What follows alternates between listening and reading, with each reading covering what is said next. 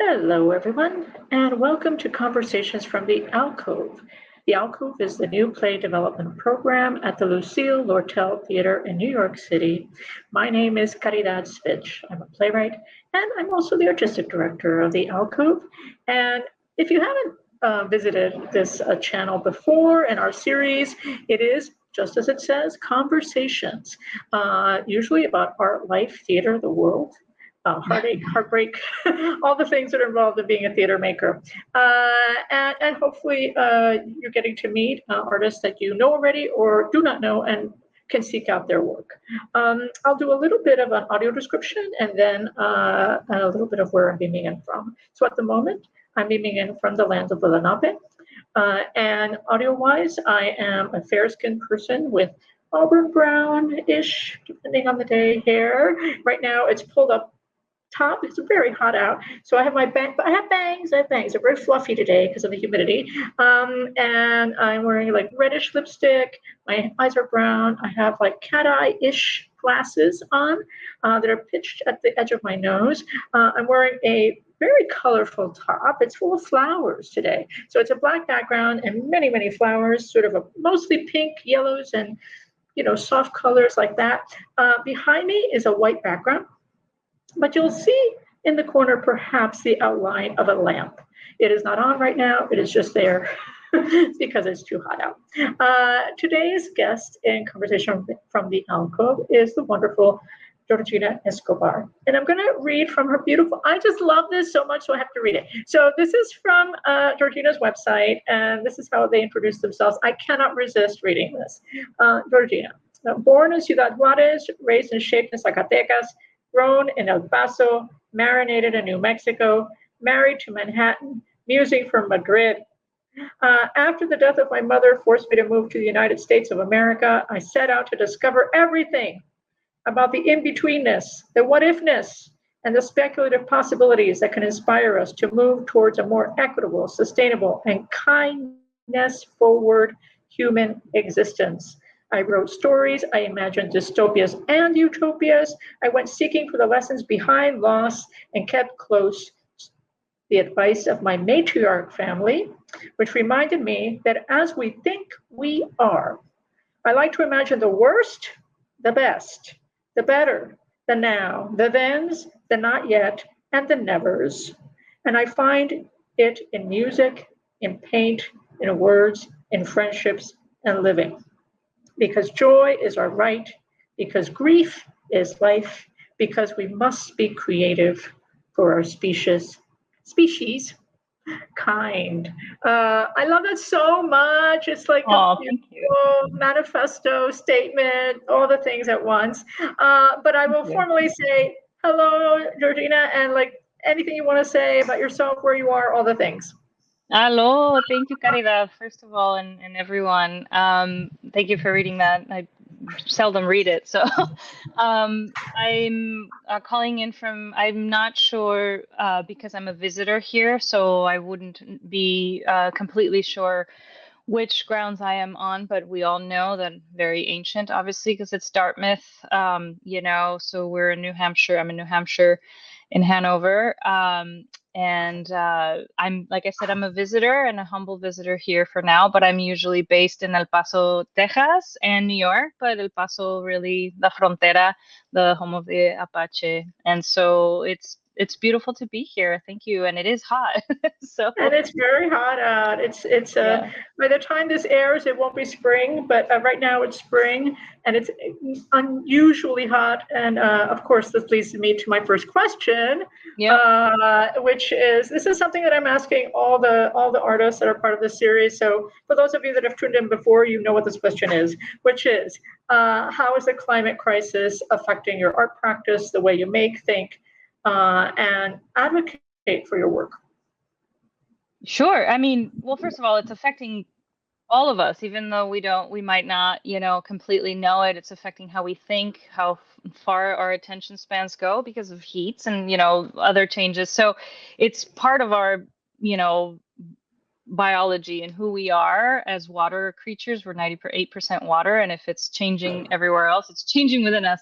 So it's in us, in our body. But as far as my art, I mean, it's always been a conversation I've had with my work, I guess, in the sense of I never being, sort of ni de aquí ni de allá, and like moving around a lot, as you stated in the bio, like, I was more interested in what connects us all, instead of like these pockets of identity that can sometimes serve more to separate and alienate us than to unite us.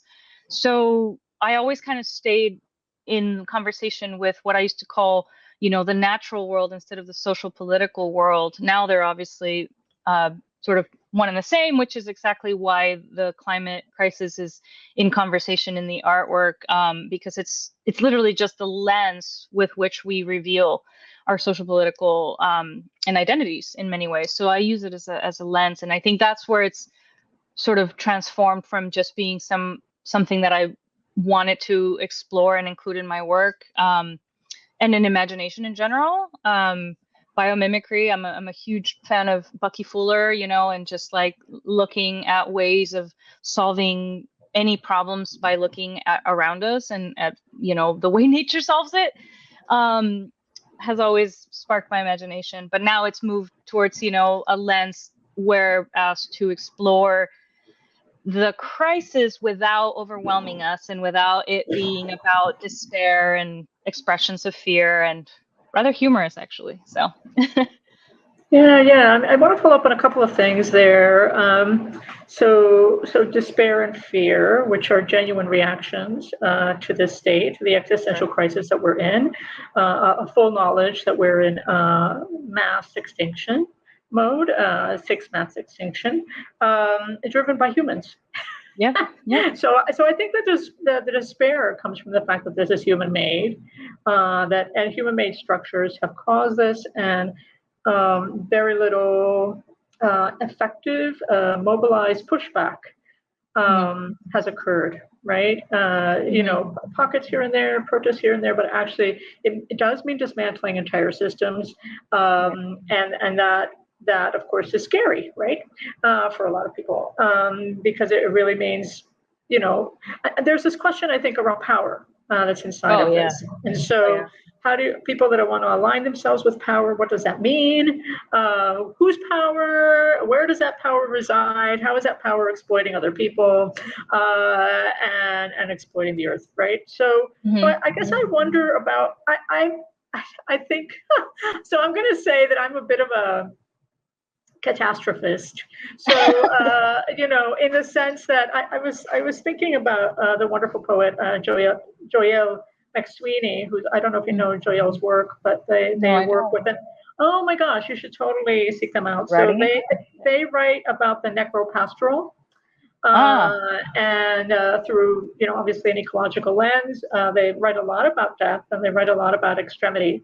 They have a new book out called Death Styles, and speaking of grief, and one of the things that Joelle talks about is that I'm a full-on catastrophist. I want to go to the absolute edges of that and face it head on.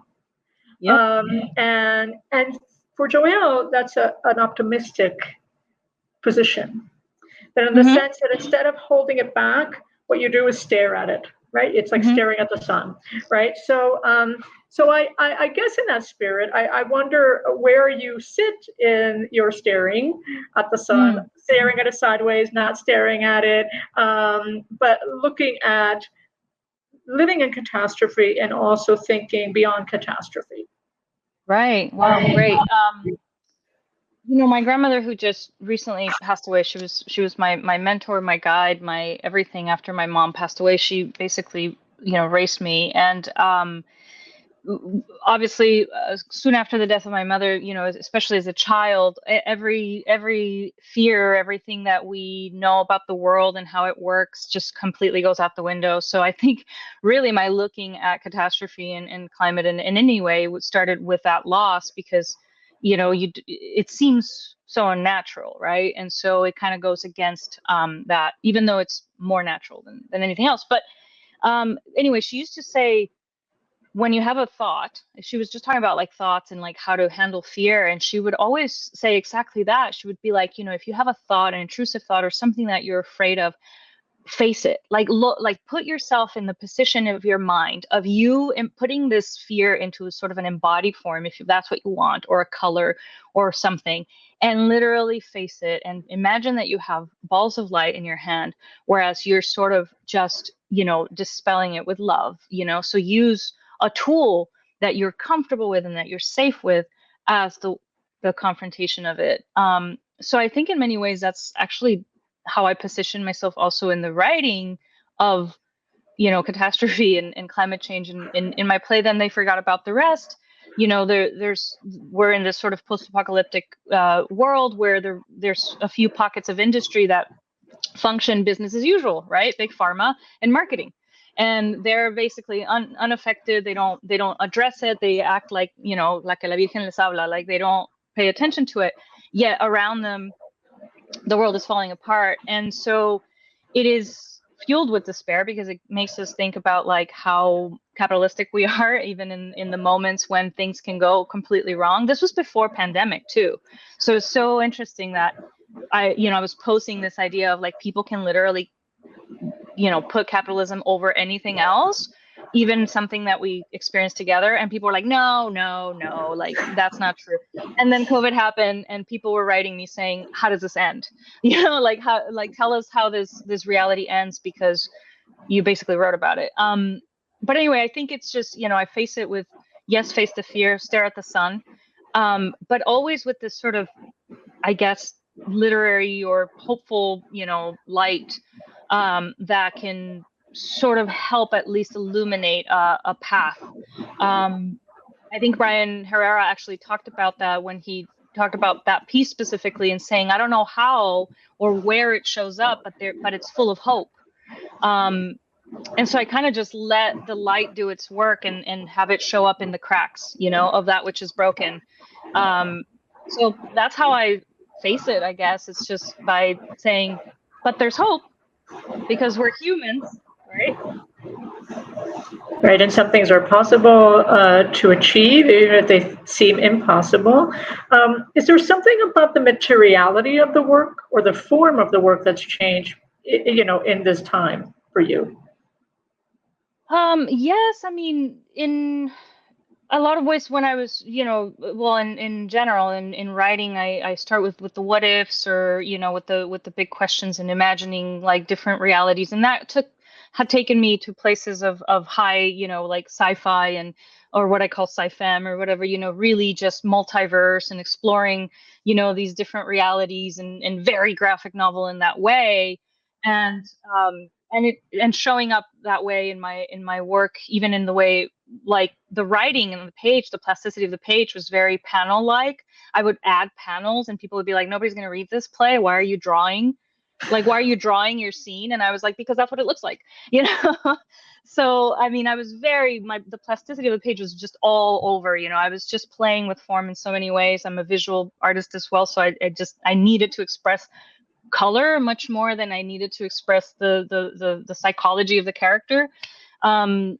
Now I think, much more it's there. I think if anything, it's just been a little bit more polished, where I can still feel the form of my place, in a little bit more structured, I guess, if you want to call it that.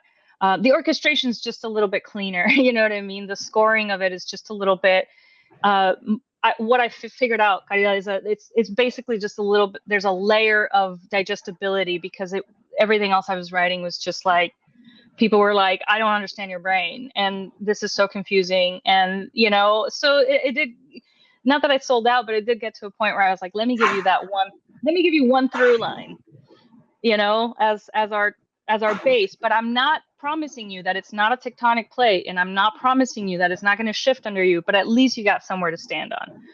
Whereas before I was expecting people to just parachute with me, but that's uncomfortable for people, I guess, in theater. I don't know.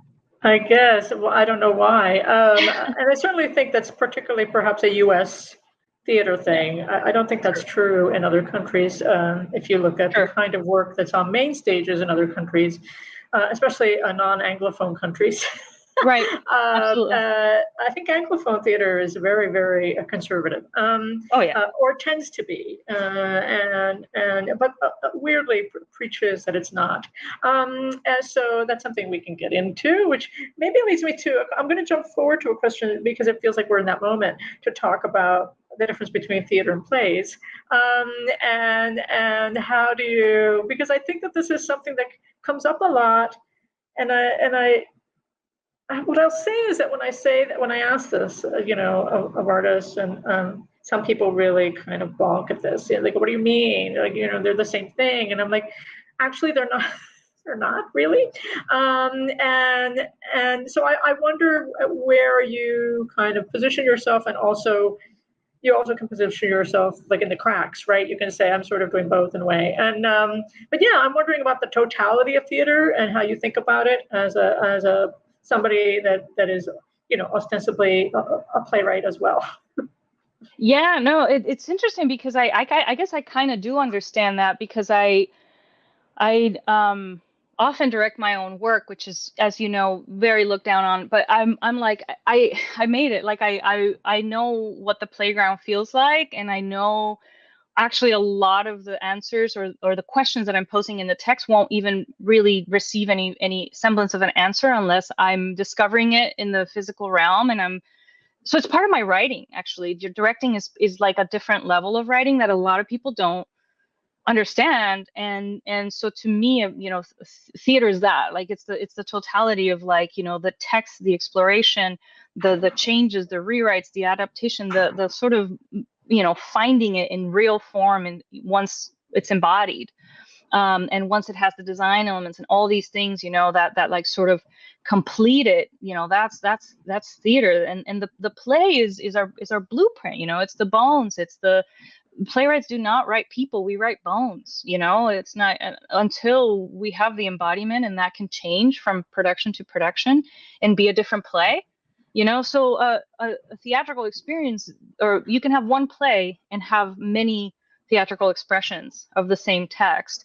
Whereas if it's just the play the way it's supposed to be, then it's just the what we encounter, I think, on the page. I mean, I guess that's how I can position myself in seeing them as different or the same, is that to me it's the full trajectory, right? And so when I say I'm a theater maker, it's all of it, from the painting that accompanies my play that nobody will see.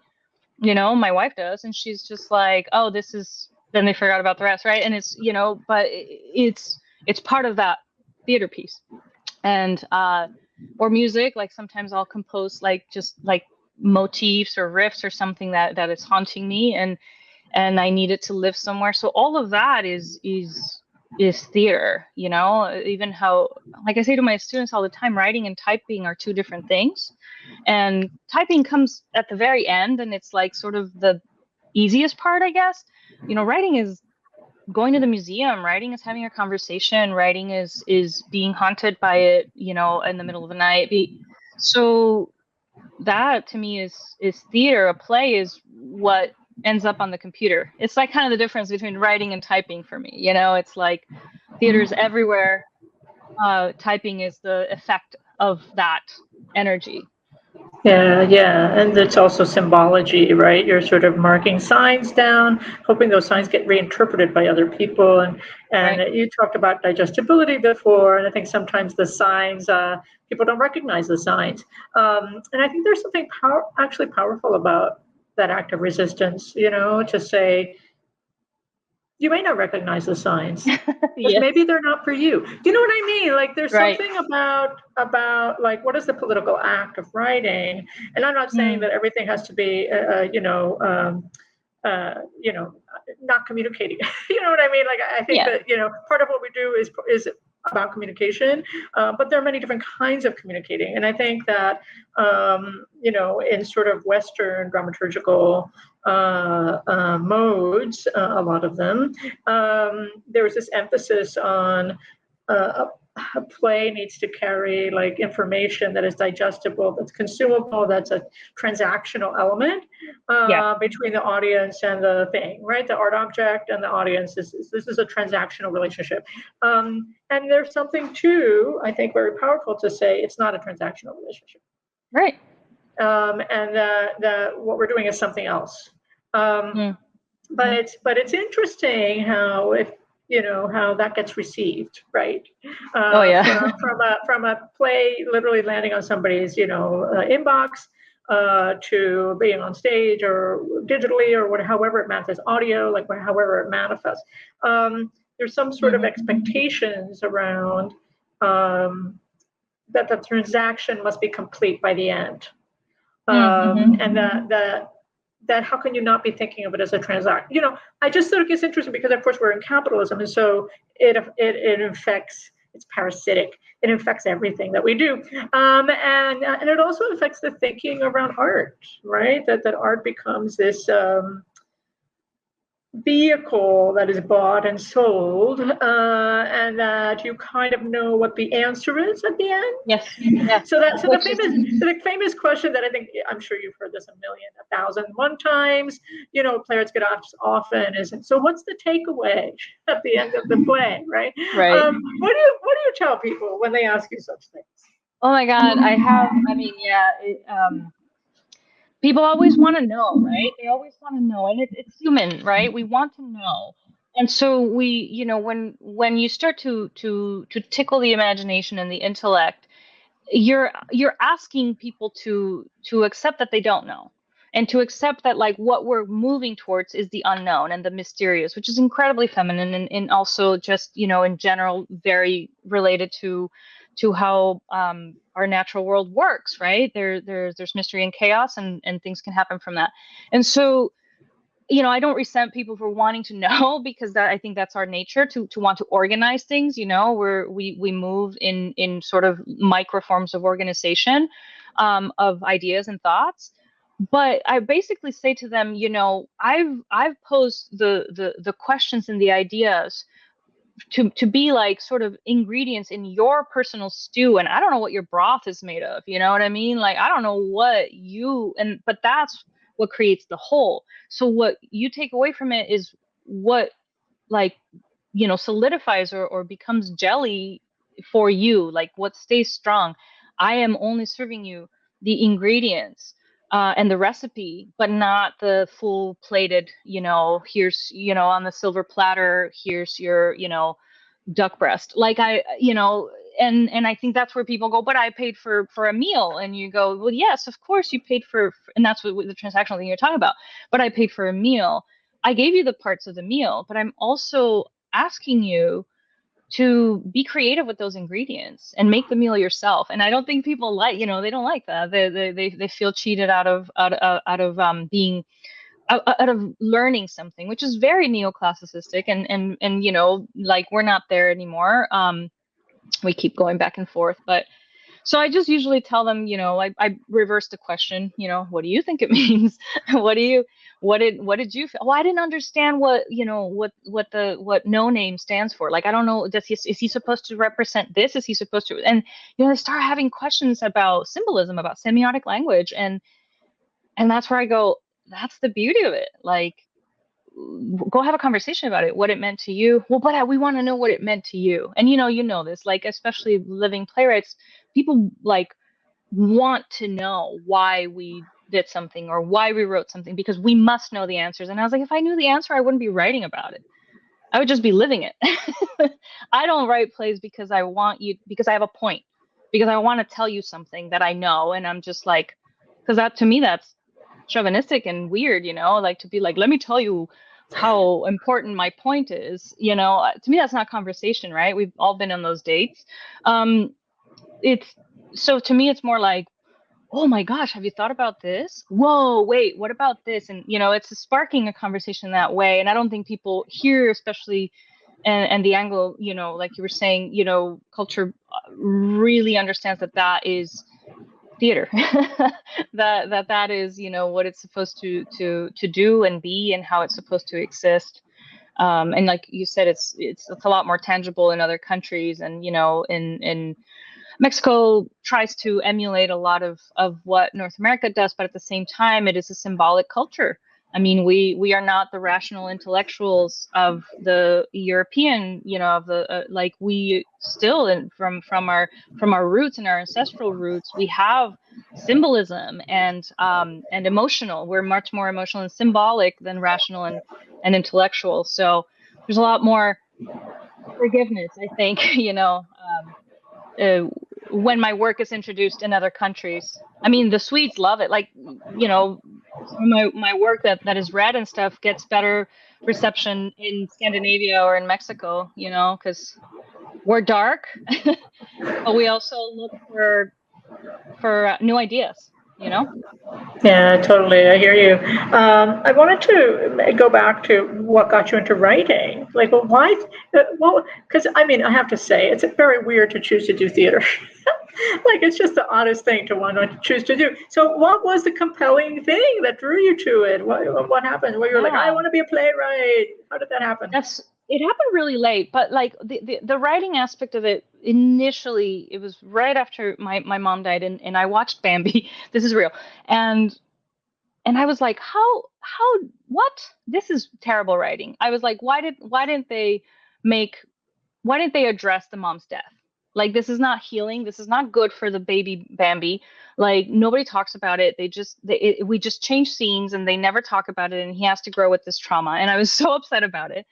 And I was like, no, this is bullshit. I'm going to rewrite it. So I rewrote Bambi, where he has like a whole bunch of scenes with Thumper and with Flower, and they're processing, and they're like talking about like the mom, and they have like a funeral for the mom because it was so important for me, So at first it was really a rejection of givens, which carries on to a lot of why I still write now, right? A rejection of things of the status quo, of things as they are, and a possibility of how they should be, or so that's what made, like, I always thought that way anyway. I always created and played make believe in very full arc kind of ways, like.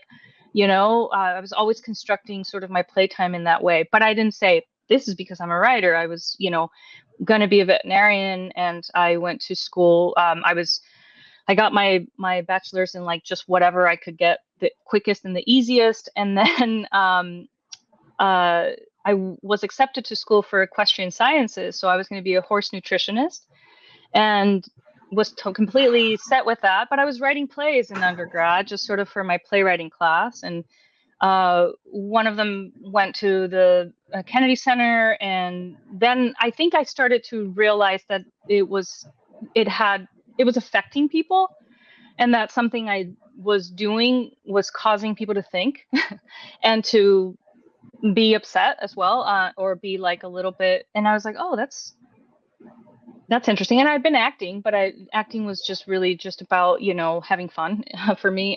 So this was different. And I was like, oh, this is so interesting. And then I had a professor sort of say, come to grad school, full ride. And that's when I really was like, I guess I'm a playwright. Like, it wasn't, I'd never really set out to do it. It was sort of, and what I did in grad school, I was saying this recently, was I was exploring process. So I was like, is there a methodology to dramatic writing that fits Georgina? Like, is there something, so let me explore process. I wasn't looking at product. I wasn't looking at, I need to write this. I was like, what happens when you take yourself to a park and only write this play in a park? And what happens when you go shopping in a thrift shop and you're finding everything that makes up your character's living room, and you write from there? And what happens when you take yourself to a museum and you write from a painting? So I was just exploring sort of process much more than I really have something to say. It's weird, but it is what got me into it, was like, what transforms an idea into a playable, active, theatrical expression of a thought. Yeah. So interesting, and a lot of resonances there that I sense. with myself and my own process, I sort of got into it by accident, I think, but I guess maybe it made sense in a weird way. Because once I fell into it, I was like, I love this. This is great. And people respond and like, this is awesome. And I think one of the things that I really love about playwriting, and may sound odd, is that I love that you can walk away. I love that the play can happen and you can just walk away as the writer. You can be like, bye, have fun over there. There's something of that release that I find really exciting. And also kind of like, oh, a piece of me is on stage, because I'm a writer, so, but I don't have to be there every night. Do you know what I mean? Like, like physically be there every night. And I find that very liberating and kind of lovely.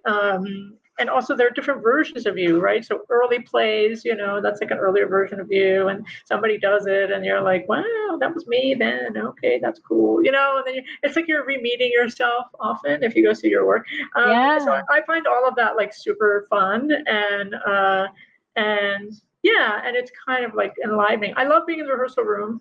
Love the rehearsal room. But not all the time. I only like it if I'm directing. If I'm not, it can be a little bit of torture just because I'm like, actually, I want you to see the choices that you make. Yeah. I want to see it. Like, I want to be, I'm very hands off, and sometimes it freaks people out because I'm definitely not like it needs to be set this way. I'm like, no, I don't know. It's unique to this room, to this now, and it's never going to exist in this way again. Correct. So if I'm trying to control this now, then I'm stifling the creativity for all those iterations in the future. Yeah. I was recently talking to a class and the students. They were very, very early in their, writing life and as playwrights, and a lot of them were confused by this thing of like, don't give line readings to your actors, Oh, and wow. I was, it was so interesting because I was like, I thought that everybody sort of understood that. And I was like, yeah, it interferes with their process. And it also, you also need to listen to the play, right? You need to listen to actually what's working and what isn't. And if you have like a set way, of course, as writers, we have ways that we hear it, that's just inevitable.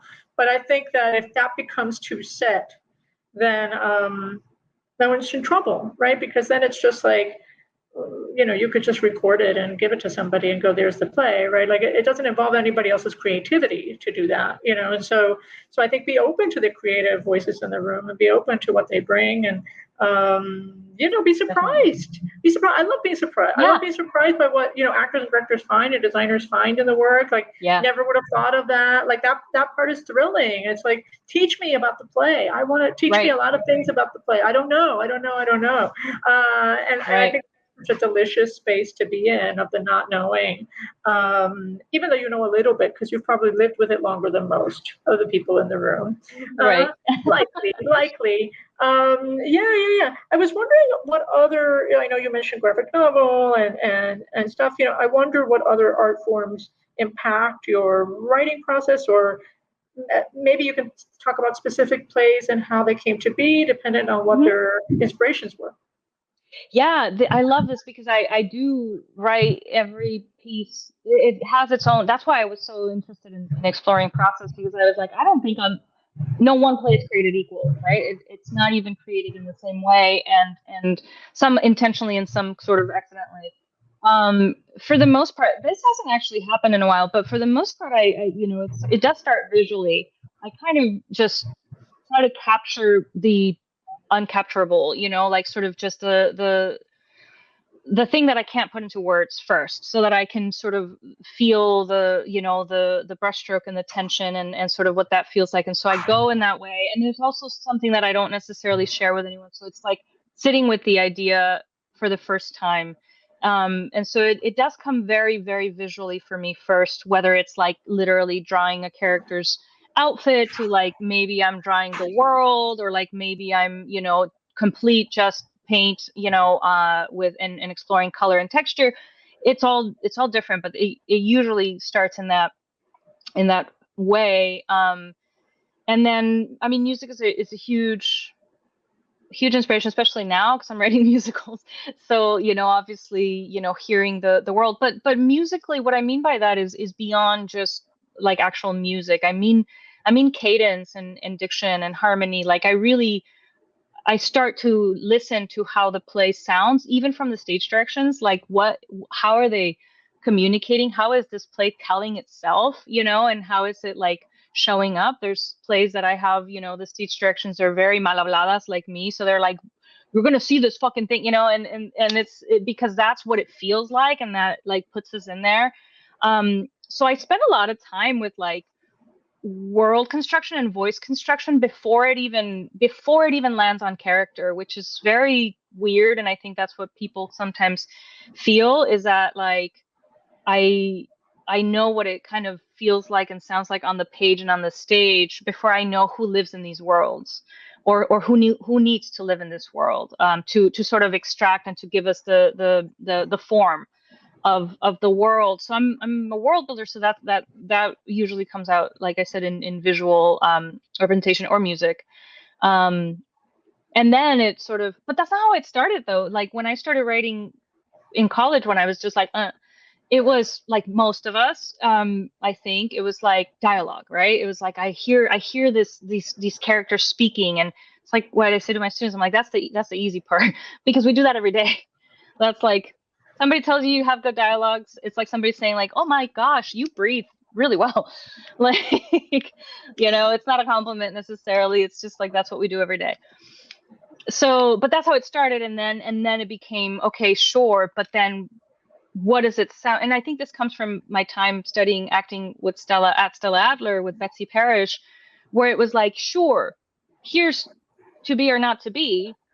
But what does it feel like, and how do those words come out if you're in an elevator, or if you're, saying this, on the phone, or if you're saying, and so it was a lot about imagine if and positioning the world around us as affecting the way we would say things. And so then that really started showing up in my work of like, where are they? What are they doing? What is their reality? What is their groundedness?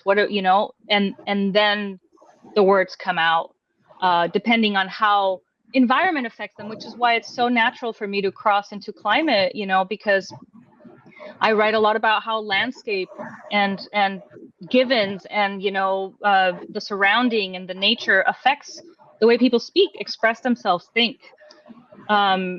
So it starts from the outside in almost. It's very rare that I start a play from like a character want. Very, very rare. I think I have one. And I particularly did it as an experiment because I said, I'm going to write my realism play because everybody fucking wants it. Sorry, because everybody wants it.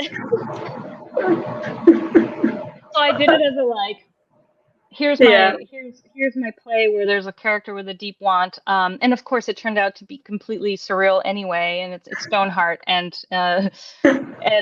of course that's the beloved one. That's the one that people identify with and stuff. But I knew what I was doing.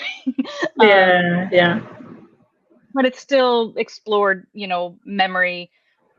A lot of the plays from 2016 to 2021, 2022 are all about memory and the because my grandmother got diagnosed with Lewy body dementia, and Alzheimer's, and then my sister has left temporal lobe seizures that cause her like short-term memory loss, and she's younger than me.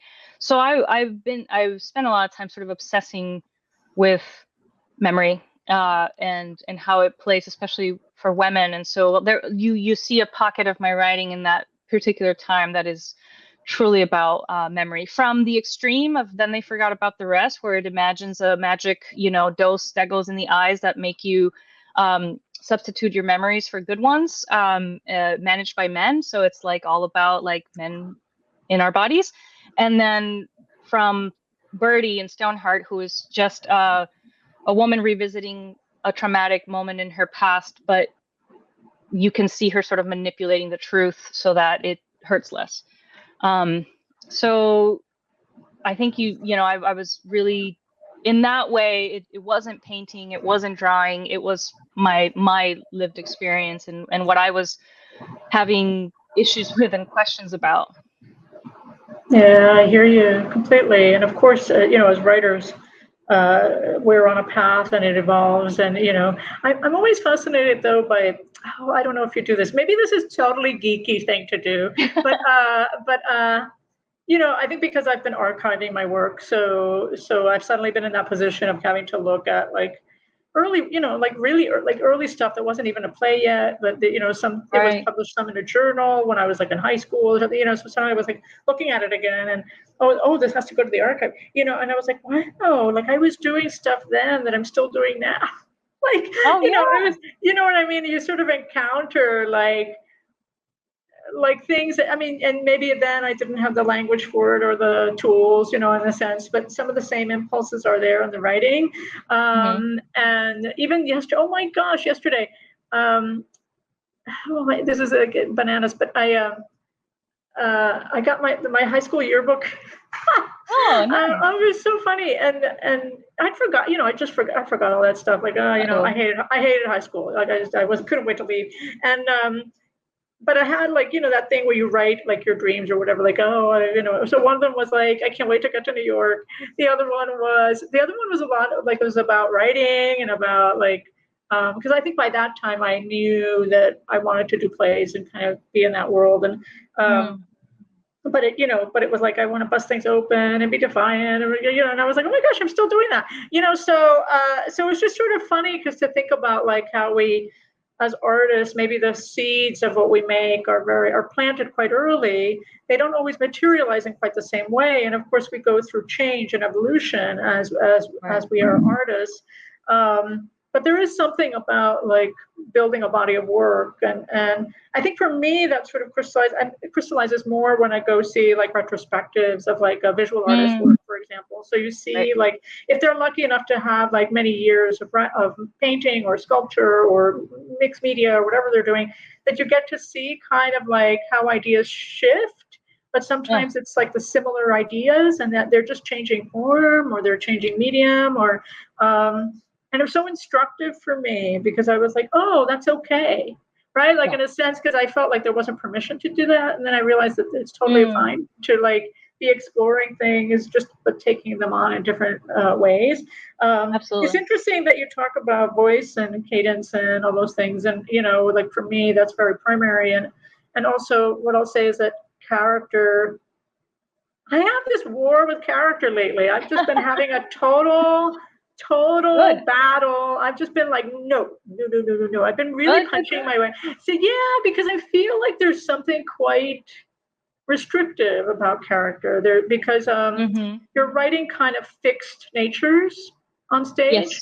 And I'm all about things being unfixed and uncertain and unstable and unstable in the best way, like unstable in the sense that they're not being categorized by capitalism. So, and I feel that there's something about writing character that kind of collides with capitalism. That kind of goes, I know who that is. That's that. That person's that. That person. And of course, as in a play, you can upset that and subvert it and do all those things. But I become less and less interested. Also, the carapace of character. Which comes, I guess, the 19th century version of this, right? This is what we've inherited, I think, still, is that carapace of character in the social realist tradition, which doesn't really apply, if you think about other ways of thinking about even character as vehicle or character as an avatar for something else in the storytelling. They could, and often I think about instruments, so musically, I go like, what are the instruments?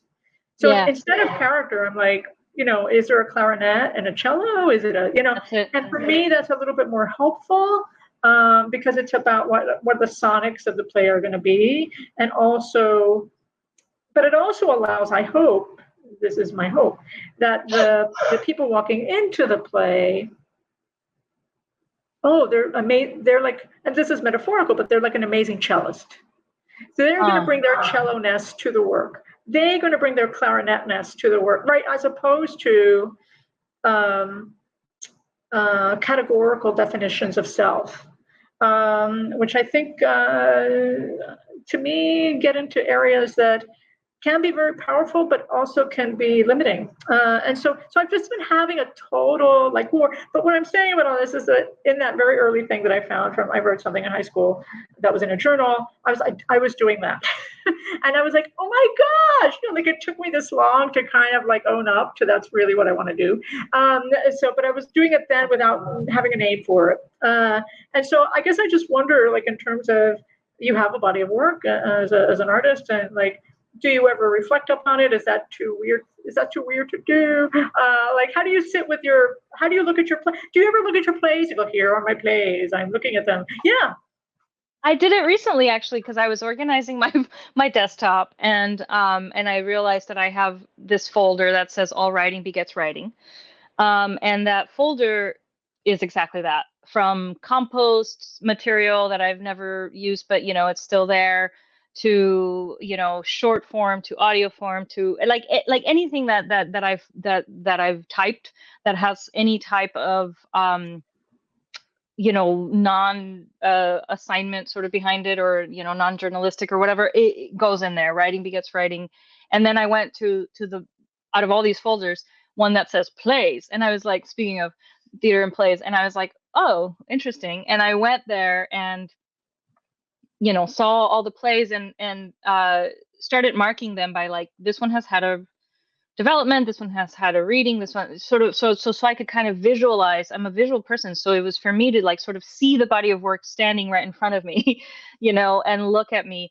Unfortunately, it's organized alphabetically, not timeline wise. I'm gonna probably do that type of nerdy work later, but in looking at it, I was like, every piece I write, no matter how sci-fi it is so Mexican, because I am. It doesn't mean that my characters are talking about grandmas and chickens or anything like that. I can say I'm Mexican, but like it means that that they just are, they're reflecting on stuff, or the characters are, or whatever. So it's just really interesting to see how like Latinidad doesn't have to live in a title or in the characters or anything. I just know that that's what's there, right, in this body of work, from the musicals to like children's plays or whatever. But I mean, one of the earliest pieces, or the one that really kind of catapulted me out of grad school into receiving a playwright observership at the O'Neill, which then I was like, this is how new works are created. And that really was my point in time when I said, I do want to do this for a living. Because in grad school, I was still like, I don't know. This is fun. And the play that took me there was Ash Tree, and it's really, a TYA piece, really, not really, but about three girls who have a mom who's an artist, who tells these stories about this mystical island of the apples, and then all of a sudden she dies, and instead of, they're forced to pack and leave, and the middle child is adamant about going into her mother's stories to get her back, because she's convinced that her mother has been sort of kidnapped by her own stories, so that she lives in her art, and she's trying to extract her from her art, and they go on this journey of make believe. And it's kind of dark. It's very Scandinavian in that way. My grandmother was Scandinavian, so it kind of I think comes down in that. And when I look at that piece, like recently, actually, Heart First Stage did a reading of it, and it hadn't been touched since 2011. And I was like, wow, that's so interesting. That's still, it's what you're saying. Those are still forms and ways that I'm exploring the mystery of life. Those are still ways that I'm exploring, loss. Those are still ways that I'm exploring, questions and how I'm posing them. And so it was kind of interesting to see, to discover that. And then I have a lot of other plays that are sort of responding to something, like the After Orlando was like a short response, and then a lot of the climate through Chantal Villadou, who does climate theater action, a lot of those little plays responding to sort of different prompts. And so then you start to see a lot of those, and then few and far between that are basically my babies, my brainchild, in the sense that I'm just going to write about this. And they all have sort of the same makeup, strong female characters, matriarch sort of reality, a non-questioned sort of power dynamic that is, never about machismo, because I didn't experience it. And I think it's important for people to realize that it can exist, you know, especially in Mexican communities. So it's like, a lot of those expressions, and then again, a lot of what ifs, and speculative fiction sort of understandings of how we organize our thoughts based on religion and science and society. Yeah, totally. Amazing, beautiful things. I know we're almost at time, but I can't resist for you to talk a little bit about the land of musicals, which you've hinted at a couple of times in this chat. I know you're working on, I think I can say this because it's on your website. You're working on a musical about Richie Valens, using the music of Richie Valens, but also Los Lobos are involved, which I really want to know all about. And also Finding Frida, which I assume is about Frida Kahlo, unless there's another Frida somewhere else. So I wonder how the land of musicals sort of manifested for you, and how you're enjoying it. Thank you. It kind of seems the natural step, because I did start with music when I was a little girl. I my first sort of artsy thing that I did was music. I was a clarinetist and then became a percussionist. And so, music is kind of just the way I expressed, especially grief. The way I needed discipline quickly after my mom died. I needed a sense of sort of, purpose, and so it was in music. And so music for me has a very healing. It's a motherly embrace. It substituted something that was missing. And so, and like you were saying, I was resonating with that so much of like, the characters of like, this is strings, and this character is reeds, and this character is percussive. And so I think very musically anyway. So the first musical actually that I was commissioned to write was right out of grad school, and it was about climate. It's called Fire Rock, and it was really a composer wanting to tell a story about the paradox of coal, right? How much it allowed for our progress, quote unquote, as humans, and at the same time how much it's now become sort of turned against us, and sort of that paradox of this thing made of ancient bones. And so it's it has a lot of theatricality because it's so symbolic, right? Like we use our elders' bones to fuel our future, and so it has sort of those tones. It's got a singing otter because it's musical. And so that was my first sort of taste at like, okay, I can tell a story that has a musical backbone. And what happened with these bio stories, which are not that exactly the reason why I think I'm writing them, is because I said I'm not going to do, I can't up Luis Valdez when it comes to the La Bamba or the Richie Valens story, and that's not the story that actually I wanted to tell. And so when they came to me and said, do you have a take? I was like, they're going to reject me, but I gave them my take, and my take is really about the despair in today's society, in today's youth, the teenage girls of color, the teenage queer girls of color. And so it centers really around a 17-year-old girl, so the same age as Richie, who is finding herself very lost in the world as is. And of course, in my spec-fi imagination, there's also this eclipse in Dia de los Muertos that's going to open a portal. And so there's this guardian angel who was Richie Valens' guardian angel, and also Jimi Hendrix, and also Janis Joplin.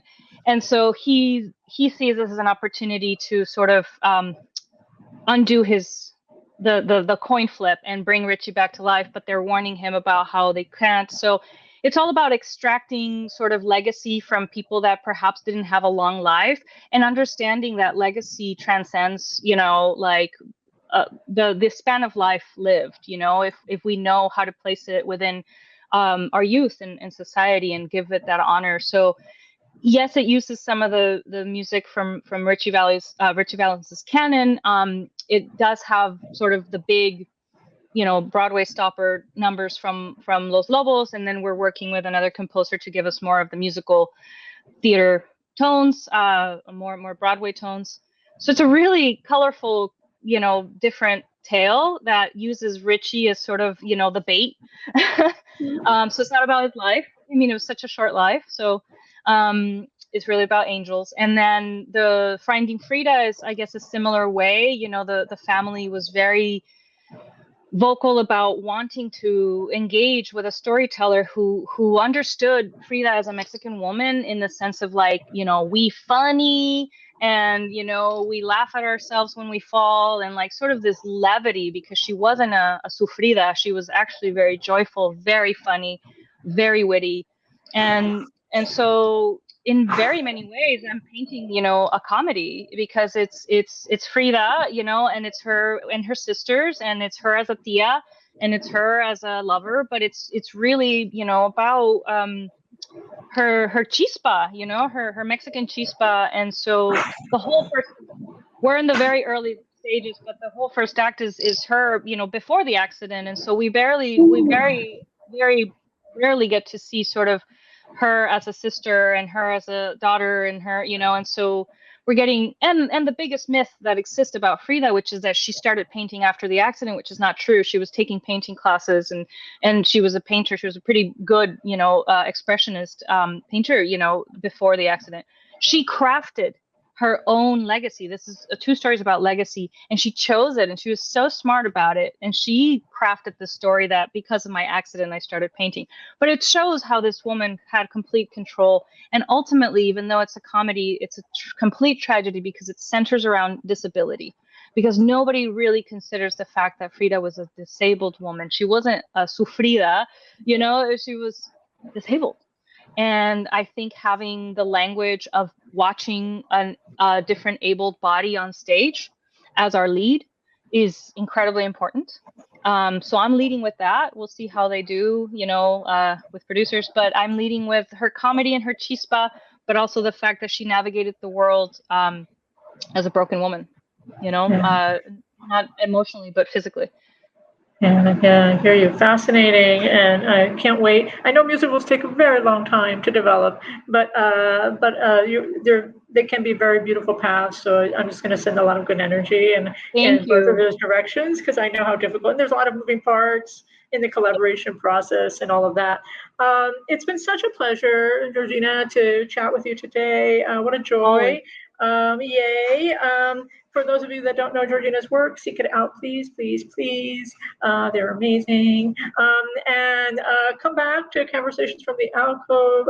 Check out, the different writers from first season and this second season, to see what they're up to. And maybe you can, buy their plays and check out their work, so super cool. What I will do now is say an official so long, but I'll stay online with Georgina for an offline so long. So for now, see you soon in Conversations from the Alcove. Thank you. Yay.